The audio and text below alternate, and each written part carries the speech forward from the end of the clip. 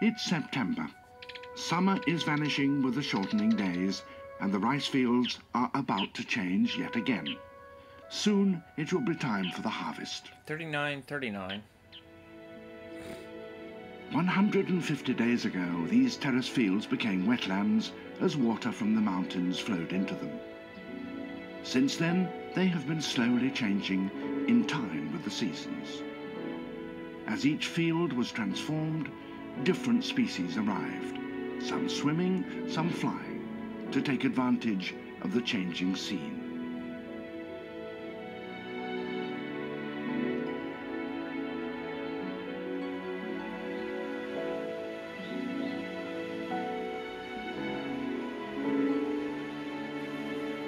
For the farmers and for the rice, this year has been a good one.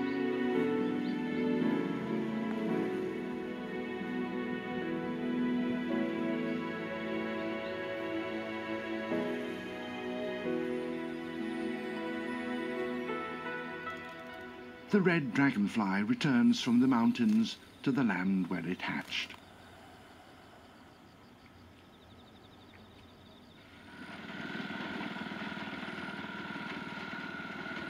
It's time for the people to collect the rewards of so many months of labour.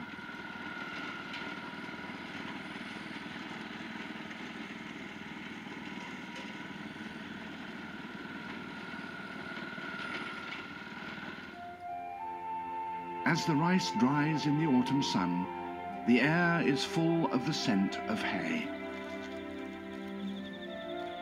There is now no place here for the giant water bug.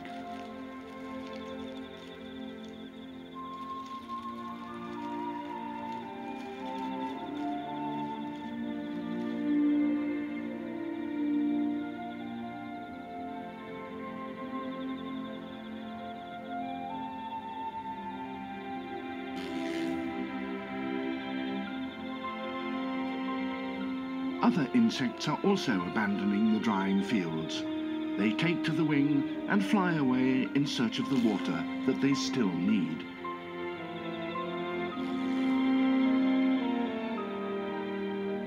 The reservoirs provide a new home for those water creatures that once hunted through the rice paddies. Here they will be able to spend the winter in safety.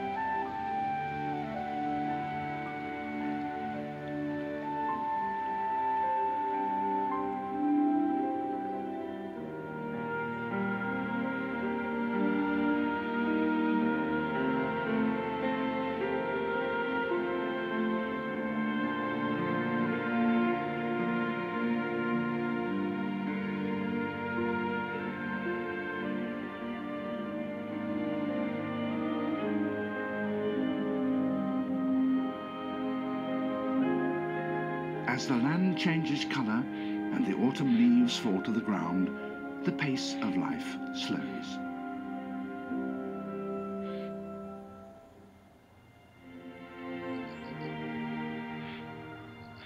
Tree frogs that hatched out in the rice paddies have now returned to the nearby woodlands and prepare to hibernate under a blanket of fallen leaves.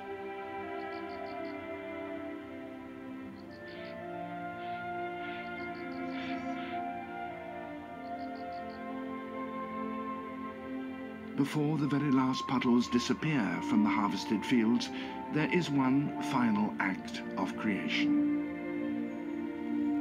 In a ritual courtship flight, the red dragonflies mate. The male clasps the female, and she repeatedly dips the tip of her abdomen into the puddles, depositing her eggs.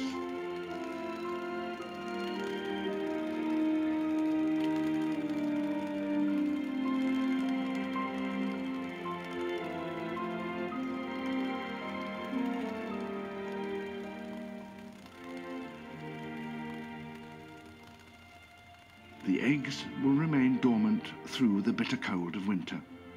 When spring returns and the mountain water flows once again into these fields, they will hatch out, and a new generation of savage larvae will prowl through the waters of the paddies.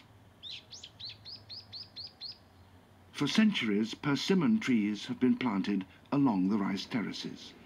They are an autumn fruit much loved by the Japanese. They're gathered singly and with great care.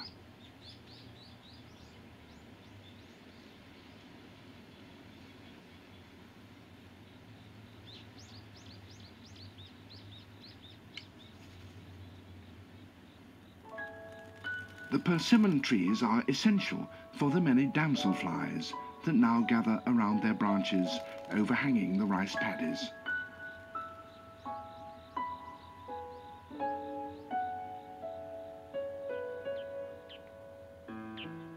Like the dragonfly, the damsel too has changed its behavior to take advantage of the landscape created by humanity.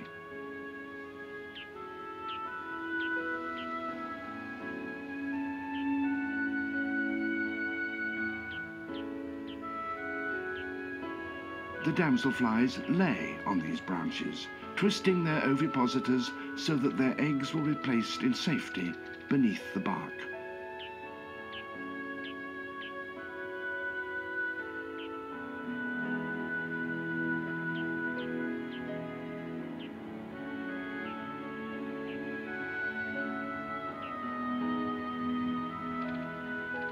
And then they die. When spring comes and the rice paddies fill once again, the damselfly larvae will drop directly into the waters.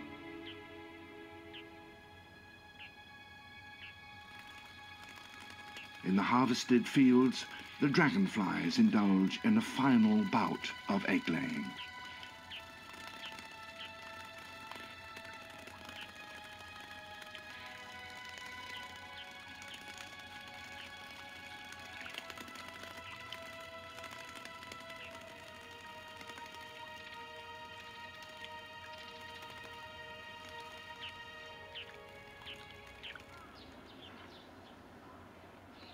The skinned persimmon fruits are neatly hung by the farmers' houses.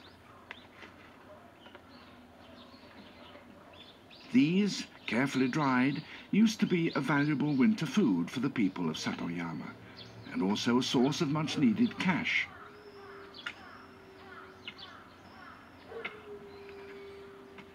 Today, when food of one kind or another is easily available all the year round, fewer farmers bother with the persimmon crop.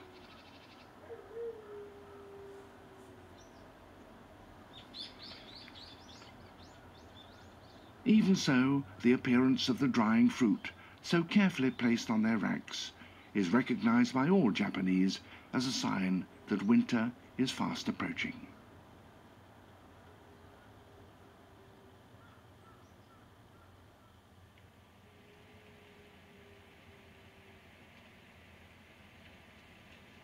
As the land freezes, little life is visible in and around the rice fields, which are now covered by a blanket of snow.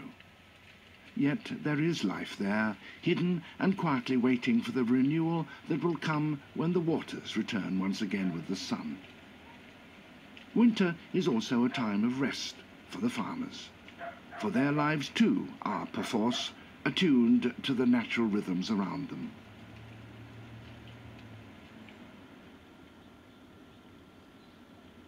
At the edge of this rice field, a small natural spring bubbles out from the ground.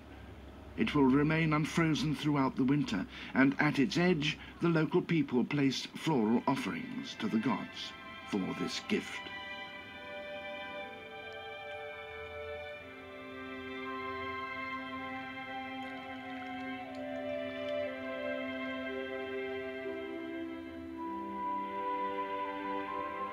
In the muddy bottom, a water scorpion waits asleep, neither moving nor breathing.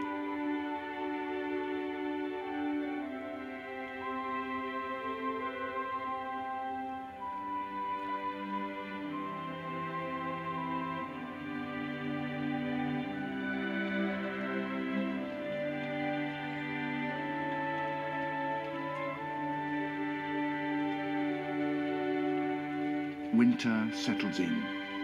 On the edge of a frozen rice paddy, a farmer's hut stands deserted.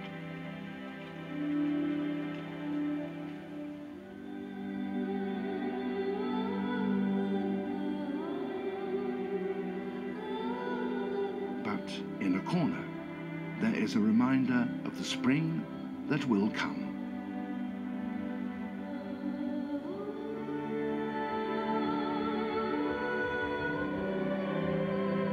The chrysalis of a cabbage butterfly.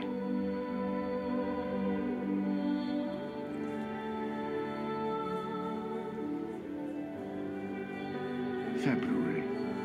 The year has turned. The faint heat of the distant sun warms the land long enough for a cold mist to rise from the thawing fields. Winter is loosening its grip. Soon, work in these fields will resume. Once again, the mountain water will flow, the rice will be planted, and visitors from the woods above and the lake below will come back. Once again, Satoyama will be filled with life.